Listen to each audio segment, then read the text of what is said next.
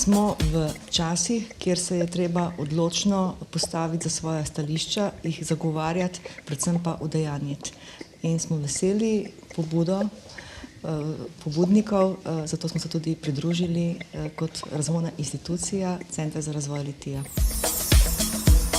Torej, naša narava dela kot razvojne institucije je taka, da poskušamo na nivoju lokalnih skupnosti z župani, z društvi, občani, podjetniki, kmeti delati premike v lastnem okolju. In te usmeritve, ki so tukaj podane in zadane, tudi mi poskušamo udejanjiti skozi snovanje načrtovanja na lokalnem nivoju in tudi skozi konkretno izvajanje programov.